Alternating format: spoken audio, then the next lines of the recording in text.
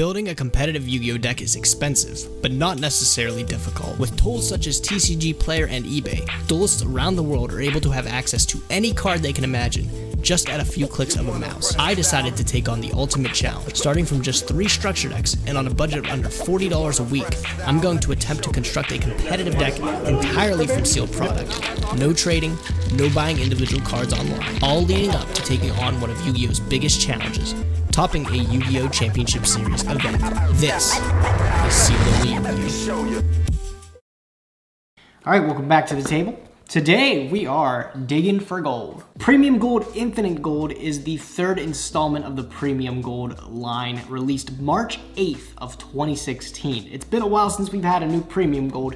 No one's sure if it'll exactly return, but this was supposed to be the big bang that it left on. It also just happened to be at a time when Pendulums were still the best deck, and it actually has a couple cards that we could use to improve our strategy. Some of the most important cards out of this set to help benefit our sealed only strategy is a card like Luster Pendulum, the Draco Slayer, which is freshly at 3 with the new Forbidden and Limited list. Luster Pendulum is great because it allows us to make Ignister Prominence, which is also in this set here. So 2 very powerful Pendulum strategy cards that we have the potential to pull. I don't really like the Premium Gold rarity, but with this being only the 2nd printing of Luster Pendulum outside of its original core set, I'm gonna have to just suck it up. On top of that, this set also contains some pretty cool gems as well. An additional reprint of Ghost Ogre and Snow Rabbit, as well as a reprint of Abyss Dweller and Daigusto Emerald are all in this box here. So if we can pull an Emerald, which again is also something freshly at 1, that'd be actually pretty cool to put in our deck so we can recycle Heavy Metal Foe Electromite in the future. With all that taken into consideration, I bought 2 Premium Golds today off of Core TCG for a total of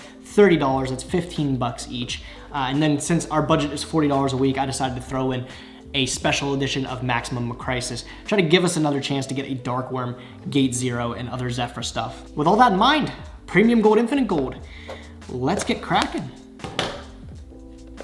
The presentation of this set is very different from anything else you'll see. As you can see here, you get 3 of these packs for 1 little box. I think these boxes alone retailed at around $10 when they were actually sold. 3 of these Premium Gold, Infinite Gold packs, and as you can see here, you get 5 cards per pack. I believe you get 1 Gold Secret Rare card for each pack, and then 4 of just regular Gold Rare reprint cards. I'm not a big fan of the Gold Secret. You'll see why in a minute. Okay, I don't know how they structure these packs, so we'll just flip it up and see what we got.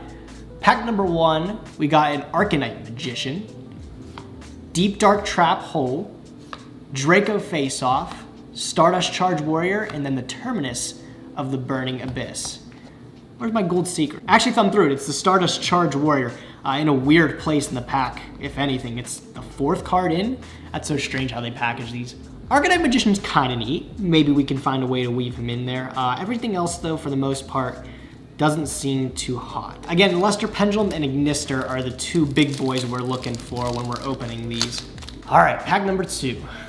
Lightning Chidori is the first card, followed by a Beatrice, Lady of the Eternal. That's kind of cool. We got a Breakthrough Skill, and then a Phantasmal Lord, whatever that is. That's really difficult to read. That's actually the 2nd Gold Secret Rare in this pack. Did I miss one in the first one here? Breakthrough Skill and Archfiend Eccentric are the bottom ones there. This can actually hit the side deck. This too. This is neat pull, but it's not good for a deck. Oh, the Deep Dark Trap Hole was also a Gold Secret Rare. I just couldn't even tell. You learn something new every day, I guess. So you're getting 2 Gold Secrets per pack.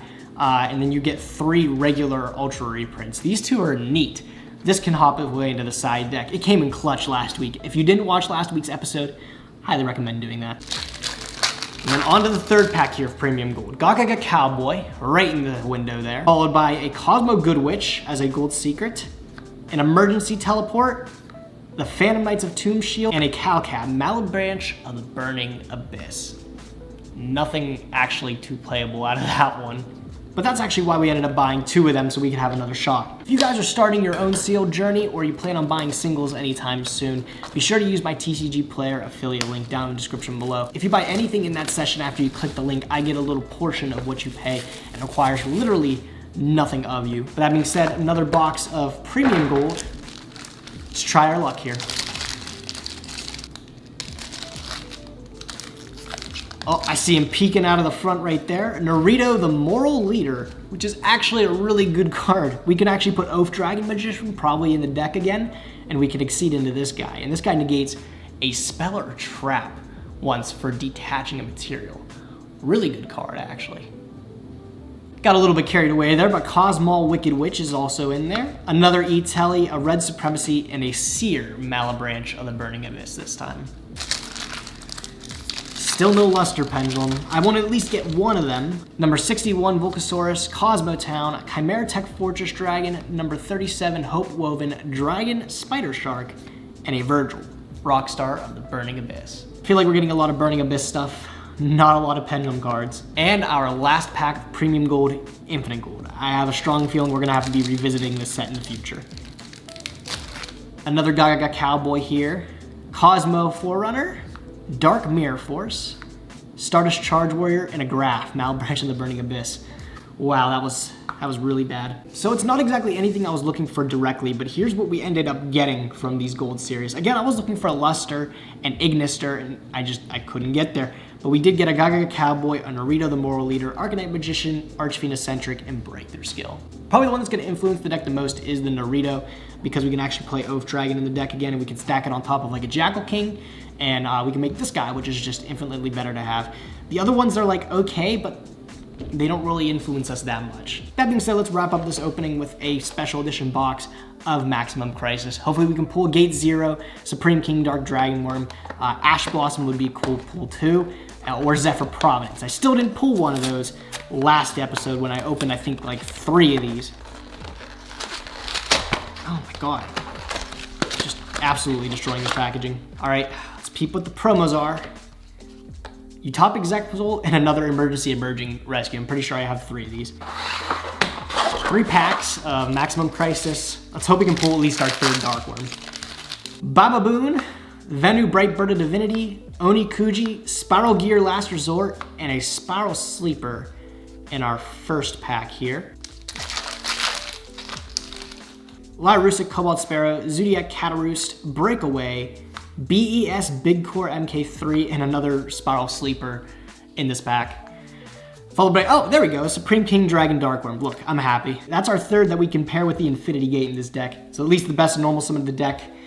That at least makes this kind of all worth it. For the last pack here, just give me a Gate Zero and I will be ecstatic. We have a Dino Mist Howling, Lyrusic Cobalt Sparrow, Magician's Right Hand, Spiral Mission Rescue, Dark Contract with the Eternal Darkness, and a Lyrusic Independent Nightingale, followed by some more commons. Oh my god, this opening today was awful. I gotta admit, I was definitely expecting to put a lot more things in my deck after this episode, but I'll pull out everything that's gonna go in.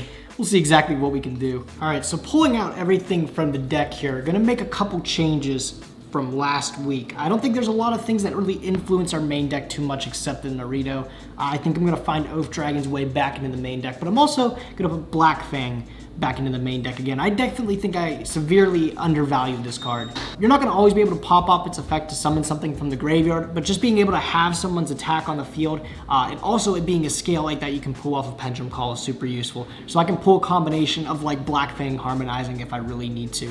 And then I'm also gonna actually stick the 3rd Jackal King in our main deck. Being it's just one of the best things we can Pendulum summon out right now, but also it's another level 6 to pair with the Oath to make the Naruto. I'm adding all those, but I'm also adding another copy of Endymion back to the deck to bring him back up to 2, because I was getting super irritated that I kept banishing this card off of my Pot of Desires, and then I would be left with nothing super impactful to grab off of Servant. So besides adding these 4 to the main deck here, deck space is already super tight as it is, and I need to find another way to put in a Supreme King Dragon Darkworm. So honestly, the only thing getting cut is a copy of Wisdom Eye, because I do feel like that's the weakest of all the Magicians, because you can't pop it when you activate a Pendulum Call. So this one's just like, it's the weakest of all of them. So I'm gonna cut it, and I'm actually just gonna throw in these 4 cards just as they are. Sometimes commonly you'll see Pendulum builds play 60 cards, and that's just because there's so much good stuff to pack into one package that it's just sometimes not plausible to play anything less than 50 or 60. So I'm just gonna build it out a little bit more and see if it really affects the consistency as much as I think it was.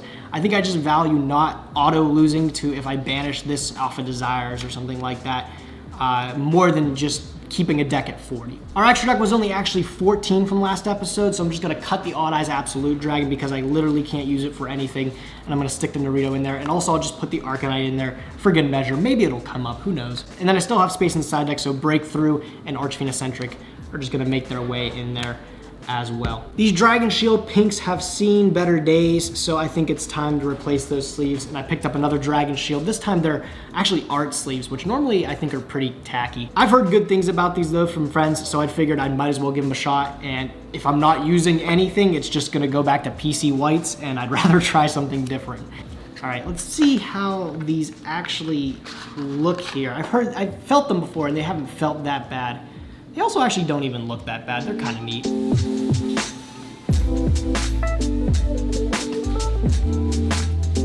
Yeah, that's not actually that bad. Yeah, okay. I'm gonna throw these on the rest of the deck here, and then we gotta get to locals. So I'll catch you guys there.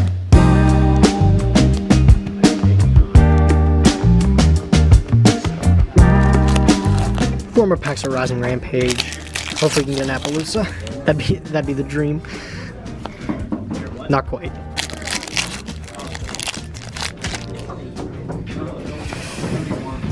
This is looking like a repeat of last week, Oh,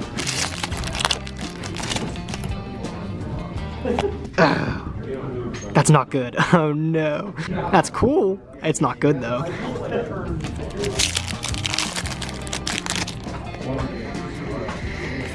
It was worth a shot. Damn. Got a secret, not the one we wanted.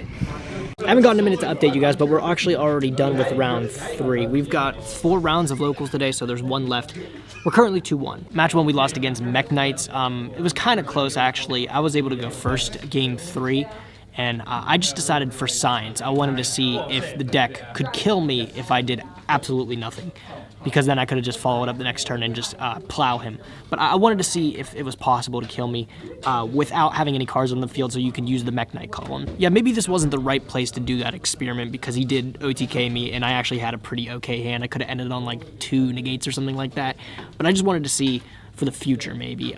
But yeah, he took that down. It's hard to say if I would have been able to take it if I actually played out that last turn, but that's part of the experience, you know. I want to try to learn everything I can about the deck and see if I can play around it for the future and everything. So now I know, just play cards if you're going first. Match 2 I actually did end up recording, and that was a Pendulum Magician mirror match. I'm sure you guys are ready for some riveting gameplay, and oh man, am I about to give it to you. Game 1, I opened up a pretty decent board. I opened up like an Endymion, plus a Monster Negation with Jackal King, plus a Zephyr Divine Stride in the back row.